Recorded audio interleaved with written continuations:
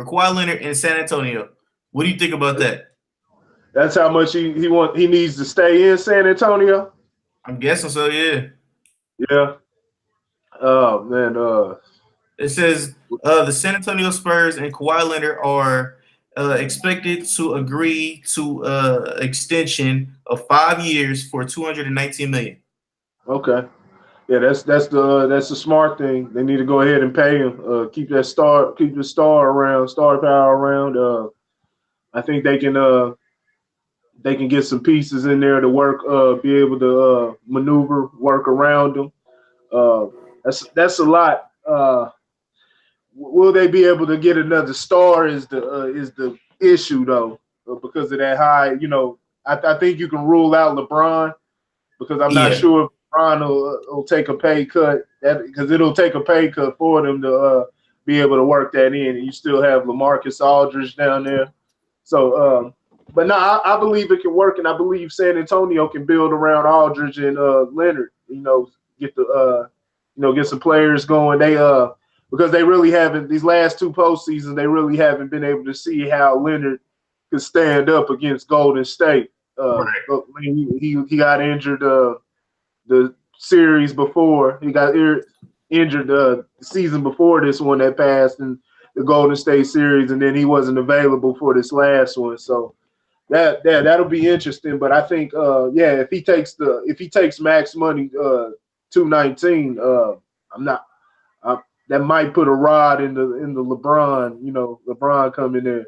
So I mean, we've all heard the speculations that LeBron could eventually. We all know he is going somewhere, but I don't know, man. It possibly could work because the money cap is going up. So I don't know. I don't know what the money cap is going to, but I know the money cap is going up this year for the NBA. So yeah, I mean, shout out to Kawhi Leonard. You know what I'm saying? You playing it smart, bro. I'm pretty sure you got bank. I'm pretty sure you got bank because I know you ain't did no frivolous spending. Because I remember when you got your first paycheck, like your first big paycheck. All you did was buy that Chevy Tahoe. That's 1998 Chevy Tahoe, whatever that was. You know what I'm saying? You were driving that around. You wasn't driving around no more Maserati, nothing crazy like that. So, yeah, shout out to you. Uh-oh. And everybody, we have the Shannon Sharp of the show. Now skip. All right, so... Yeah, so Lauren, we was just talking about how Kawhi Leonard is going to get paid, expected to get paid $219 million, which is the supermax. By who? To San Antonio for 5 years. Okay. Yeah. I've been interested in the Kawhi Leonard saga since it started. This is so weird to me because I mean Kawhi is he seemed like such a private guy, and so like what made him tick to be like I ain't playing this year, because that's pretty much what happened. Like I don't think it was a lack of health. I think he was healthy. I'm interested because I think the best place for him as I saw him was San Antonio because it's small market, so he doesn't really have the big media scrutiny that he would have to deal with in like a New York or LA or something like that. But obviously I missed something because something is going on in San Antonio and it's real weird right now. I almost want to say kind of like, all good things must come to an end. It's true. I wonder if we're here with the San Antonio era because it's been like this for 20 years. They've been, a mark of consistency. And I mean, the train got to fall off the track at some point, and I wonder if that's now. So yeah, I'm real interested in this because, I mean, some say he's saying with San Antonio, some saying that he could end up with the Lakers. I've heard some rumors that he may be talking about Boston.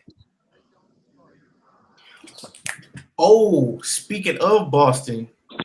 This ain't breaking news, but allegedly Kyrie Irving is not looking to sign with the Boston Celtics after next year.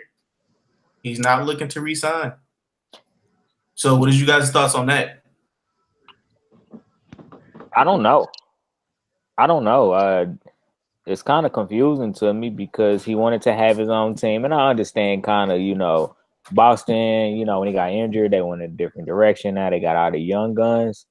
But I still feel like he's that guy when he's healthy. So I don't necessarily understand why he would want to leave Boston with the type of team that they have.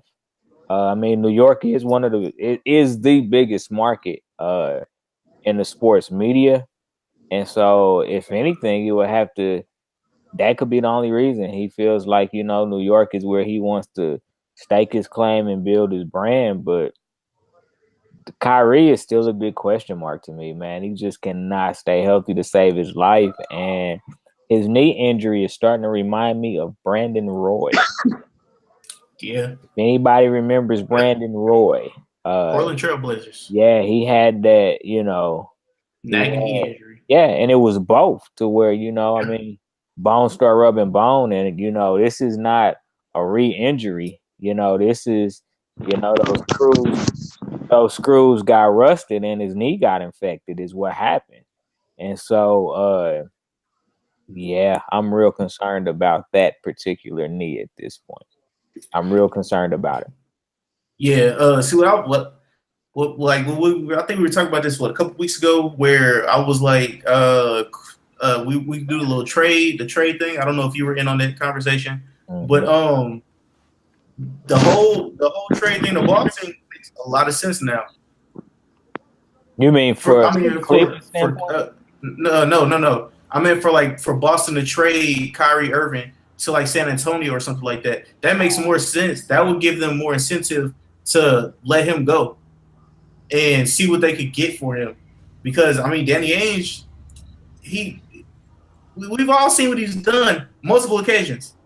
Mm-hmm. So, Corey, what you got for us? Kyrie needs to sit his ass in Boston. They all that work they put in, they got the Game 7 Eastern Conference Finals without him. Showed him that he's got a good template to work with. He is the superstar on that squad. He is the other guys. They got some other budding stars there, but he is when the game's on the line, he's money. He's money. And he's got the track record to prove it. He's got a ring, won that ring in Cleveland along with LeBron. So yeah, he needs to sit down, stay there in Boston. We'll see how it plays out. You said it's after next season, so we still have a season to see how everything gels together. Like I said, that it did gel when they were playing together.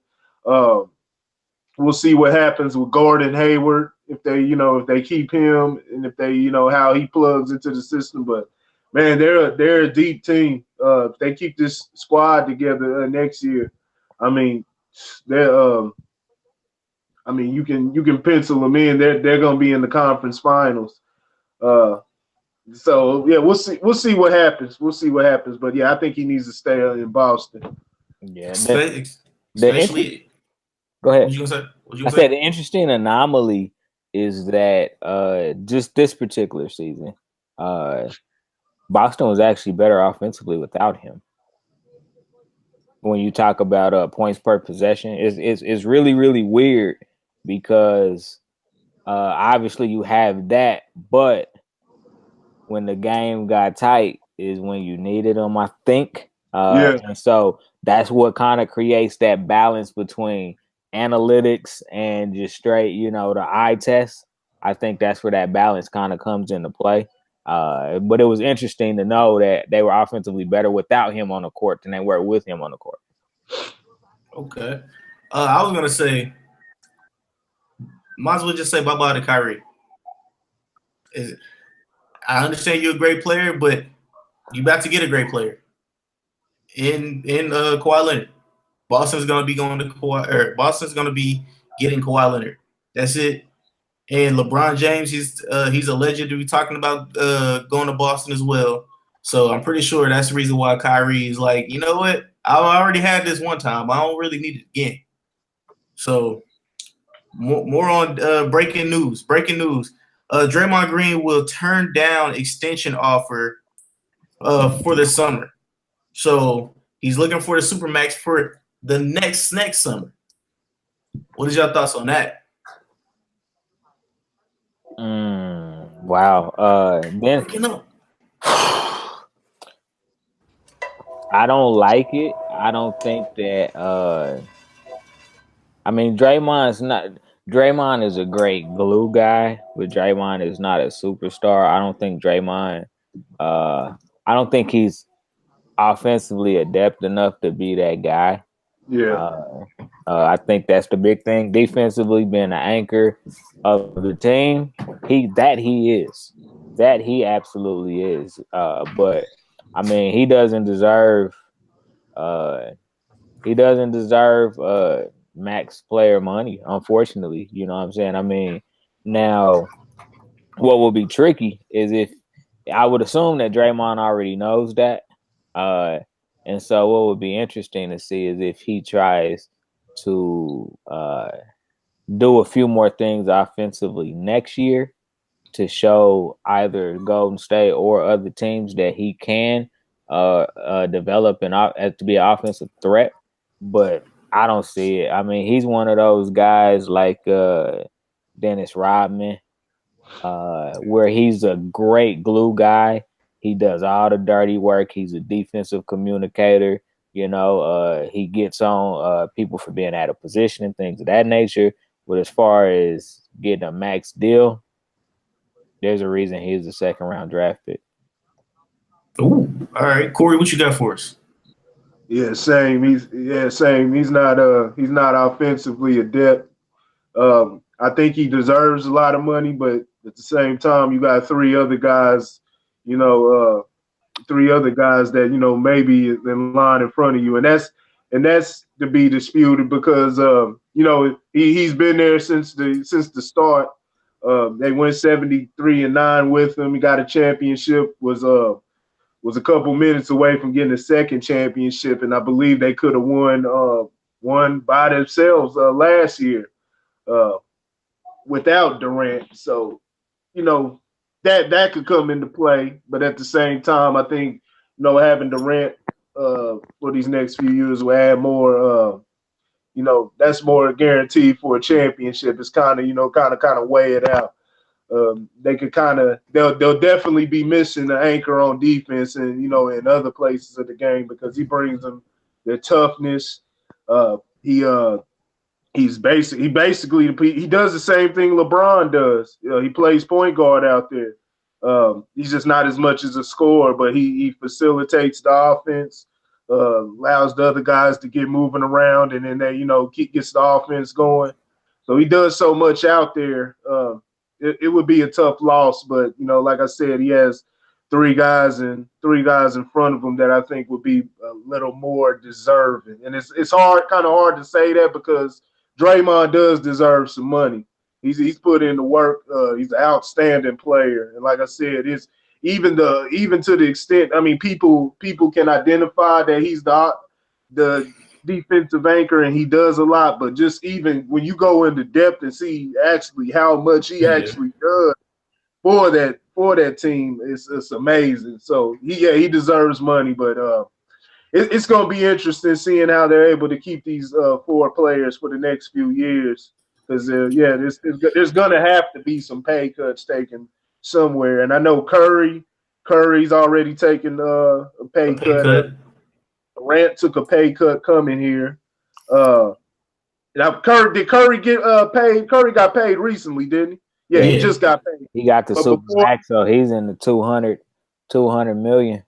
Okay, so he's in the 200 million. But I do know when they first got the championship run going. He was still on a rookie contract.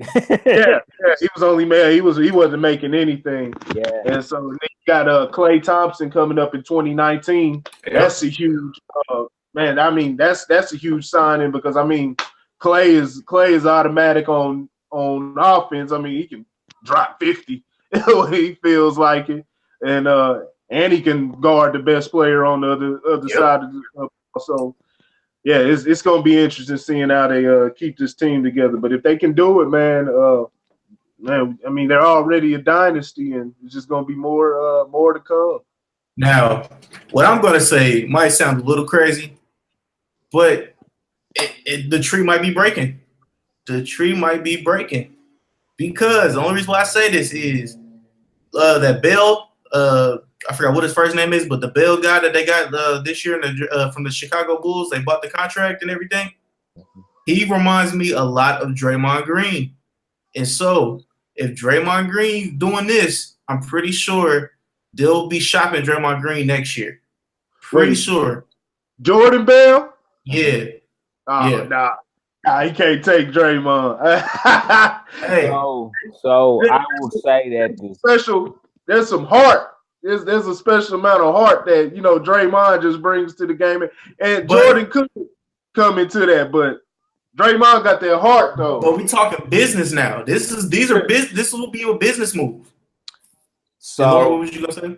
So they have a similar game. What Jordan Bell lacks that Draymond Green has is leadership. Now the game is similar. Their games are similar, but yeah, that leadership. Draymond's leadership is second to none. I mean, that's facts. In all seriousness, his leadership is second to none. So from that standpoint, yeah, I mean that's what makes it such a tough loss. You know what I'm saying? That's what makes it such a tough loss. Now, well, I think what'll be interesting is Bob Myers went on record this week saying that he gonna pay Durant whatever Durant wants. To get into that. And so that's going to be interesting because then Durant actually came out this year and said that he could see himself retiring in 5 years. So very, very interesting. Those two comments came out in the same week. But the one saving grace they may have is the fact that they have won titles. They're getting ready to open up a new arena. So you have more revenue. So it's going to be a matter of if they want to stay together, how they share the money, because Draymond would be such a tough loss to that team. I think that if he goes, they really, I think they lose their defensive intensity. And that was more important during this run than their offense was the fact that they played great defense on top of it. And so not only were they able to score, but they were able to stop other teams from scoring. And so he would be a huge loss. I do see him going, and the reason I say that is because you're in an era of sports now where players want to get their money. And so, from him and Klay's perspective, we got the titles. Now it's time for us to go chase our money, and so that would be what I think would break them up, is if one or two of them was like, I got 3 titles, I'm never going to be in the class of Michael Jordan or anything like that. So I have to maximize my dollar potential now, while I got to strike while the iron's hot. So that's what I would think would break up this group more so than just, the actual money. Is the thought process of I got to get my money now or I'm never going to get it. And I'm glad you brought that up because Klay Thompson's father, I guess he stopped all contract talks during the season. So he shut all that down. Now we're going to be looking for Klay Thompson to get his money. He deserves to get paid max money. Like y'all said, Draymond Green deserves to get paid his money. And now here is the thing that just came out today. We still staying in Golden State. Kevin Durant said, and I quote, "I could play any style with any players, anywhere in the world. I can pick up the game and move anywhere I want." Now, what is you guys' thoughts on him saying that? Nah, you can't. because he can't play that. His only weakness is roughness. When the game gets rough and you really put a body, that Kevin Durant will get his points. He's guaranteed to give you 25, 27 a game. But it's when the game is on the line and it's all on him. See, he has the luxury of having not only great players around him, but great players that complement his playing style and that open up the floor because of how much of great shooters that they are. But going somewhere else, just like the situation in OKC, and part of that was Russell Westbrook. Just the chemistry between him and Russell Westbrook, but. With that, when there's more responsibility, it'll on you. The game will it'll tighten up. That defense, the opposition's defense will tighten up on you, and they'll start giving you those little slight little nudges and everything, and playing you more aggressively. And I think that's been Kevin Durant's weakness. It's what LeBron's used against him over the years because prior to Kevin Durant joining the Warriors, he couldn't get past LeBron at all. Anytime they played regular season, they had the finals meeting. That was 4-1. So and he had, Durant had talent with him. I mean, James Harden. They weren't, weren't who they are, quite who they are today. But he had Harden, Serge Ibaka, Russell Westbrook. So he had the guys with him. And then he came within one game. He had Golden State down 3-1. So he has it in him to be that assassin. He can be that, but I just think it comes down to he talking about he can go wherever he wants. Shoot, man, if he got somebody like Draymond or somebody on that other side, like I said, he's gonna get his, but once starts over the course of that 48 minutes, man, they start wearing him down. He just doesn't have the endurance. Okay, Lauren, what you got for us? Oh wow, yeah. I mean, I think that he's trying to quiet some of that KD, LeBron noise, and just trying to amp up his own status as a player. I actually put Durant in the same category that I could put a Kyrie Irving in. You know what I'm saying? They're great offensive talents, but they need other people around them to kind of get to that ultimate mecca of winning a title. I don't think personally that if you put Kevin Durant on the team that Cleveland had, I don't think they make it out of the first round. I don't. I don't even think they would have made it out of the first round. If they make it out the first, they definitely don't make it out of the second round. So I have a ton of respect for Kevin Durant. But I think the move to Golden State kind of put him in a box, I think. And yeah, I mean, of course, if you want to get out of that box, you got to go to another team. Absolutely. I just don't think that he's that type of player. I don't even really look at Kevin Durant as a leader, believe it or not. I just look at him as, one of the best offensive talents this game has ever seen. And that's kind of where I leave it, honestly. Okay. Yeah, I mean, he's got this like cocky bravado thing now where he's like, yeah, I've slain the king multiple times. So I'm confused because I don't actually believe that he can actually lead a team by himself. If you guys disagree, please let me know. But yeah, I don't think he can lead a team. I mean, just the whole Russell Westbrook thing. Like when they had their little feuds and stuff like that, you could see it on the court. Now, this is another thing I want to bring up where the MVP. Who do you guys believe won the MVP? Do you guys believe it was Stephen Curry or do you guys believe it was Kevin Durant?